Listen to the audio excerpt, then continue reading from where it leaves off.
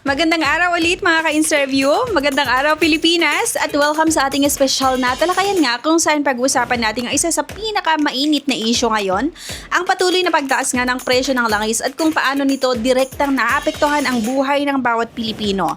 Mula sa pamasahe, presyo ng pagkain, delivery fees, hanggang sa buwan ng bayarin sa utang at halos lahat nga ng mga gastusin ay tumataas kasabay ng fuel price hike at dahil dito, marami sa ating mga kababayan ang hirap ng pagkasyahin o pagkasyahin ng kanilang budget. Kaya naman, isang panukala ang inihain ng Senado upang mabigyan ng pansamantalang ginhawa ang mga Pilipino.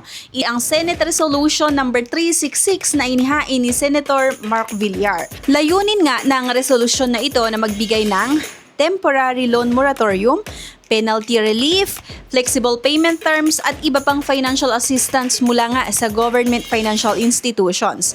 Pero malaking tanong ngayon, makakatulong nga ba ito sa ordinaryong Pilipino? Paano ito ipapatupad? At ano ang magiging epekto nito sa ekonomiya? Kaya nga samahan niyo ako para himay-himayin natin ang issue na ito. So hindi na kasi bago sa atin ang pagtaas ng presyo ng gasolina at yung diesel, pero sa mga nakaraang buwan nga, mas ramdam ito ng publiko. Kapag tumataas ang presyo ng langis kasi, tumataas ang pamasahe, tumataas ang presyo ng bilihin, yung operational cost ng negosyo, at bumibigat ang gastusin ng mga Pilipino. So imagine mo na lang ha, ang isang jeepney driver na dating kumikita ng sapat para sa boundary at paggastos sa bahay, ngayon ay halos kulang pa ang kita. Dahil mahal nga ang diesel. Ang isang delivery rider naman, kahit maraming bookings, kinakain lang din ng gasolina ang kinikita. Pati mga magsasaka, apektado rin dahil mahal ang krudo para sa traktora at transportation ng ani. At syempre, ang ordinaryong empleyado na may housing loan, salary loan, SSS loan, pag-ibig loan o bank loan, and hirap na ring magbayad buwan-buwan. Minsan, pipiliin mo na lang na magbabayad ba ako ng utang o bibili ng pagkain. Ganito kabigat ang epekto ng fuel price surge. Kaya para sa marami, malaking tulong ang proposal na pansamantalang itigil muna ang pagbabayad nga ng loans o kaya alisin muna ang mga penalties nito. At ngayon, himayin nga natin kung ano ba talaga ang laman ng Senate Resolution number 366.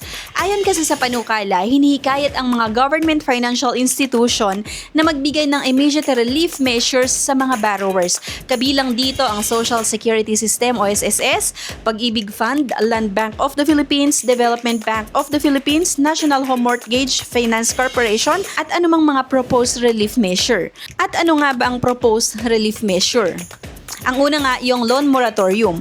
Ang ibig sabihin nga nito, maaaring pansamantalang ihinto muna ang pagbabayad ng utang sa loob ng 1 hanggang 3 buwan kasi nga malaking bagay ito lalo na sa mga una nawalan ng income, bumaba ang kita o nahihirapan dahil sa mataas na gastusin. Number 2, penalty condonation. So kapag hindi ka nakabayad on time, kadalasan may penalties at additional interest. Kaya nga sa proposal na ito, maaaring tanggalin o bawasan ang penalties para hindi lalong mabaon sa utang ang mga borrower. Number 3, flexible payment term. Kasama rin dito ang loan restructuring, mas mababang interest rates, at mas mahabang payment term. So ibig sabihin, mas magiging manageable ang pagbabayad. At number 4, yung emergency loan assistance. Pinapadali rin ng resolution ang approval ng calamity at emergency loans. May kasama pang grace period upang hindi agad mabigat nga sa mga borrower. So ayon kay Senator Villar nga, dapat nating bigyan ng agarang ginhawa ang ating mga kababayan. Ang pansamantalang suspensyon ng bayarin at pagtanggal ng penalties ay malaking tulong upang makabangon sila sa gitna ng krisis. At para sa maraming Pilipino, tama naman talaga ito. Dahil nga sa panahon ng krisis, minsan hindi sapat ang simpleng advice na magtipid. Kailangan din natin ng ang konkretong tulong mula sa gobyerno kahit sa ganitong paraan man lang.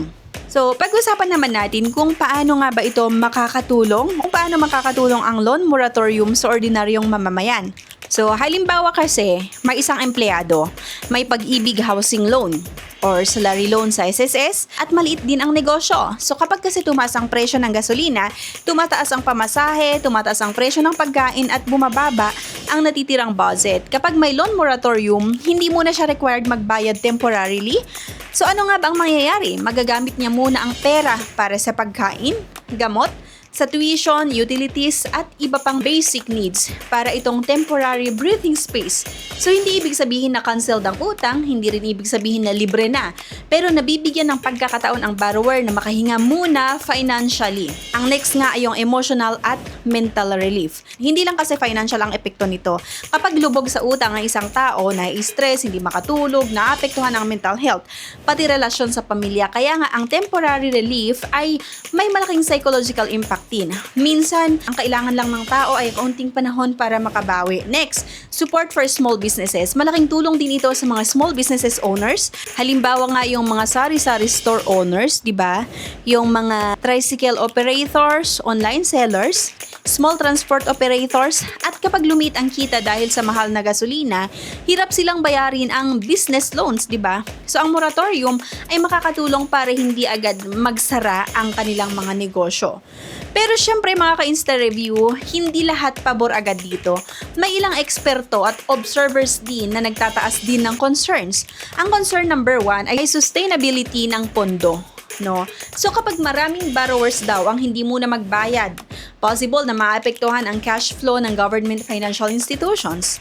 So tandaan natin ang SSS, Pag-ibig ay umaasa rin sa regular contributions at loan payments para mapanatili ang kanilang funds. Kaya mahalaga ang tinatawag na safeguards. So ano nga ba ang safeguard sa resolution? Ayon sa proposal, borrowers in good standing lang ang eligible. So walang additional penalties during grace period, automatic extension ng loan terms at voluntary o opt-in basis and implementations. Ibig sabihin hindi automatic para sa lahat. Ang mga tunay na nangangailangan lang talaga ang target tulungan. Ang concern ng mga eksperto, number 2, posibleng abuse, 'di ba? May ilan ding nagsasabi nga na paano kung samantalahin ng ibang borrowers kahit kaya naman nilang magbayad. Ito ang dahilan kung bakit mahalaga ang maayos na screening at monitoring. At concern number 3, long-term economic effect, ay iba ring nagtatanong kung palaging may moratorium, baka masanay ang mga borrowers na hindi magbayad on time. Valid concern din ito, kaya kailangang balansehin talaga ang compassion, financial discipline at economic stability. Hindi ito ang unang beses na nagkaroon ng loan relief measures sa bansa. So noong panahon din ng pandemya, ipinasa ang bayanihan laws. Sa ilalim nito, pinapayagan ang mga bangko at financial institution na magbigay ng grace period ng dagdag na interes. At maraming mga Pilipino talaga ang natutulungan nun dahil sa mga nawalan ng trabaho, nagsara ang negosyo at bumagal ang ekonomiya. Ngayon nga, ginagamit na inspiration ang parehong approach para tuguran naman ang epekto ng fuel price surge. Pinapakita lang nito na sa panahon ng krisis, mahalaga ang mabilis na aksyon ng gobyerno. O kung tatanungin natin ang ordinaryong Pilipino talaga, karamihan ay positibo ang reaksyon. Like, sabi ng iba, malaking tulong ito lalo na sa amin na minimum wage earner lang. Sabi naman ng iba, kahit 1 month lang na walang bayad, malaking bahagay na para may pang-budget sa pamilya. And yung iba, sabi naman, sana hindi lang proposal, sana ma-implement agad. Pero may ilan ding nagsasabi na mas maganda sana kung babaan din ang presyo ng langis. At totoo naman, dahil ang root talaga ng problema, di ba, ay ang patuloy na pagtaas ng fuel price. So, ang issue ng fuel price hike ay hindi lang simpleng usapin ng gasolina, no? Nakakabit kasi ito sa inflation, transportation, food supply, labor cost, at overall economic stability. Kasi nga, kapag mahal ang langis, halos lahat ng sektor maaapektuhan. Kaya ang loan moratorium ay isa lamang sa short-term solution. Sa long-term naman, kailangan din ng gobyerno na palakasin ang public transportation, suportahan ang local agriculture, bawasan ang dependence sa imported oil, at lumikha ng mas maraming trabaho. Kailangan ding pag-aralan ang renewable energy at mas sustainable economic policies. Dahil nga kung paulit-ulit ang ganitong krisis, paulit-ulit ding mahihirapan ang mga Pilipino.